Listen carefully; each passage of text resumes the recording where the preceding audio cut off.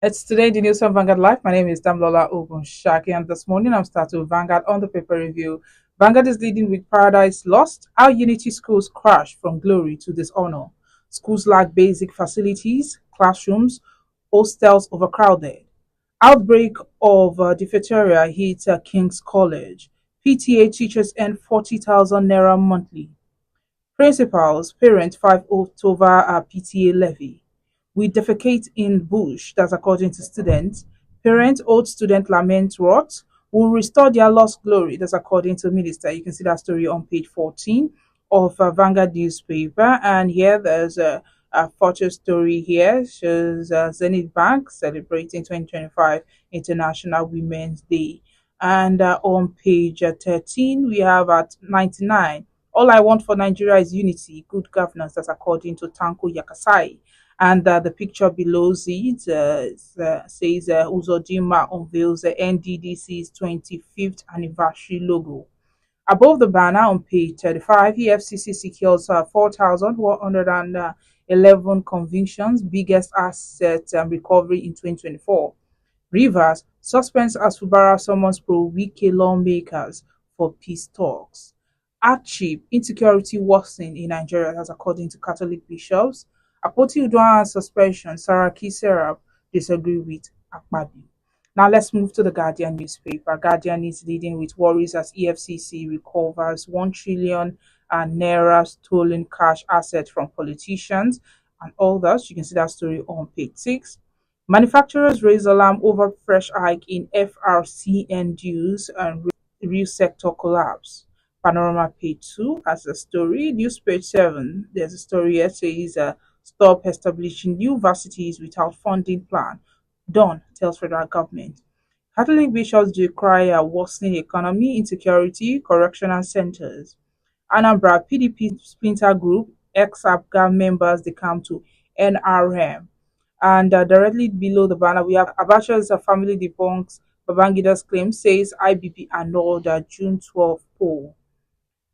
Concerns over delayed implementation of Oronsaye's panel report. You can see that on news page 4 of the Ghanaian newspaper. And the Punch leading story says budget ultimatum. Pro-Wike lawmakers give condition to meet Fubara. Lawmakers allege improper letter service ousted the local government chairman and mock governor. You can see that on page 2.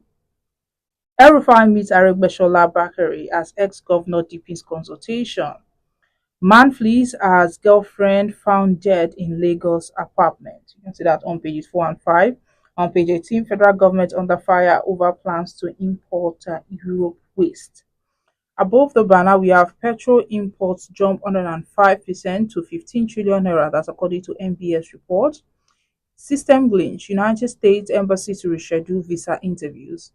Saraki Serap Taku Akwabi over Natasha's suspension. You can see that on page 44. And lastly, on the Punch newspaper, South Congress deepens PDP crisis as NWC Wike camp clash. That can be seen on page 2. And lastly, the nation's leading story says Rivers crisis, Cold War persists between Fubara and lawmakers. Uncertainty over today's executive and legislature panel. $20 million grant Oyetola followed due process, says APC. Ayamu counters Ude Okoye's memo on PDP neck meeting. CBN to contain naira volatility with forex inflow. Lastly, on the Nation newspaper, we have 2.3 million to sit for UTME from April 25. That can be seen on page 6 of the Nation newspaper. That's what we have on the front pages. Join us after the break for a brief analysis of some of the stories.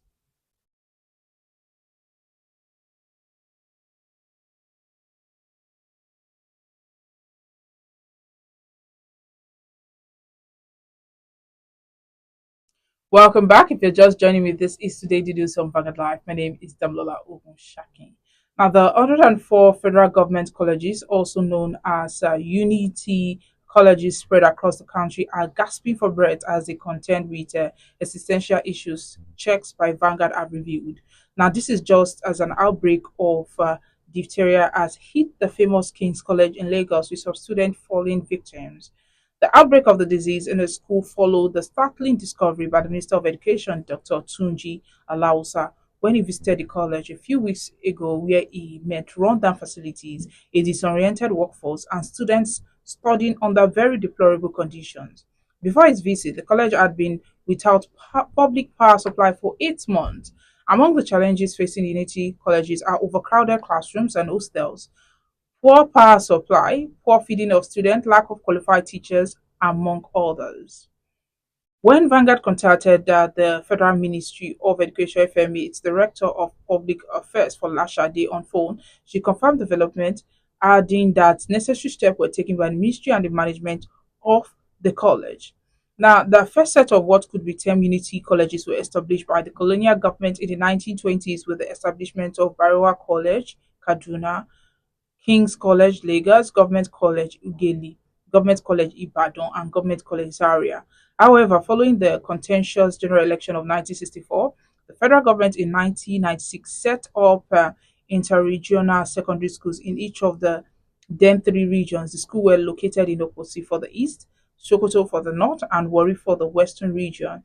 The federal military government in 1973 established more colleges in Ilorin, Ikotekpene, Kaduna, Kano, Jos, Odogbolu, and Port Harcourt. In 1974, all federal secondary schools were opened in Bauchi, Bida, Benin, Calabar, Boko, New Busa, Owerri, and Oyo. And in 1975, similar schools were established in Gusau. And the number of such colleges has risen to 104 nationwide. And the purpose of the Unity colleges is to promote national unity by bringing students from different ethnic and religious backgrounds together. Now, generally, poor funding has always been the bane of education sector in Nigeria. Being under the purview of the Federal Ministry of Education (FME), the colleges also suffer the fate of poor and inadequate funding. Even the amounts budgeted for the colleges are not always fully released. It was gathered that in most instances, the colleges only get up to 40% of their budgetary allocations. For instance, in 2016, out of the 13.7 billion budgeted for the colleges, only 5 billion naira, which was 36% of the sum, was released to the colleges.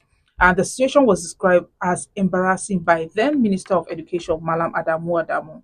Now, to boost revenue that would accrue to the colleges, the federal government in 2023 increased the tuition fee payable by the student from 45,000 naira to 100,000 naira per annum.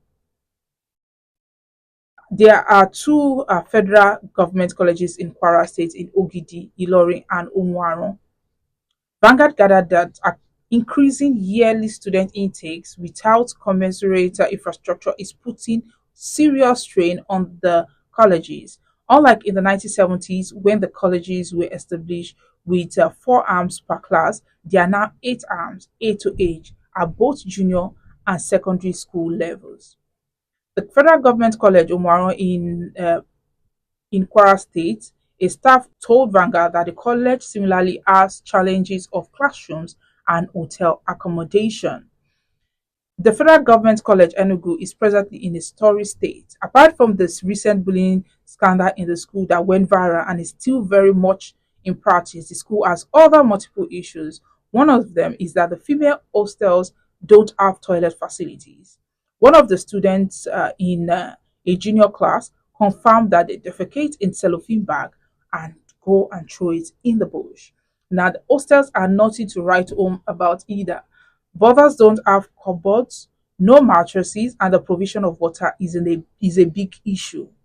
When the education minister visited King's College in February this year, he was told by the principal, Magaji, that for 8 months the school had been without connection to the national grid as they were sourcing power through other means. And this is because the college was owing the Eco Electricity Distribution Company over 70 million naira. Due to inadequate teaching staff, most of the colleges have had to do with ad hoc teachers, usually engaged by the Parent Teachers Association (PTA). Such students adopt PTA teachers and earn about 40,000 naira monthly. Apart from the inability of such teachers to put in their best, the issue of raising money to pay them has become a source of sleaze among teachers of some PTA bodies. For instance, the Federal Government College Ijaniki Lagos, effort by some parents to call the immediate past leadership of the PTA to order over alleged fraud in the administration of the PTA level to pay teachers led to some parents having their wards and children suspended. In fact, one of the suspended students was never recalled, and after about a year, his father took the matter to court. The matter is now before the Court of Appeal in Lagos. Now, there are several university situations here. Now, here we still have the story. Two Unity colleges in Plateau State, all the universities that Vanguard visited to get, their opinion. Also, the parents also share their experience. For example, a parent in one of the schools in Lagos told Vanguard what the major issues are and what the experiences of these parents are. And the complaints galore by parents. There are a lot of complaints by the parents and also the students in the schools. The teachers also lay their complaints and so on. And some of the secondary school, the unity schools that Vanguard visited to get more of this opinion. And of course, to get more in-depth knowledge of this, you can get a copy of Vanguard newspaper or visit our website. Now, let's move away from that. The Catholic Bishop Conference of Nigeria (CBCN) has warned that the country's economic situation, including hardship, insecurity, and youth unemployment, have reached alarming levels despite recent government reforms. The bishops expressed grave concern on rising poverty, food inflation, kidnappings, and the deplorable state of correctional facilities, calling for urgent and decisive action to address the crisis.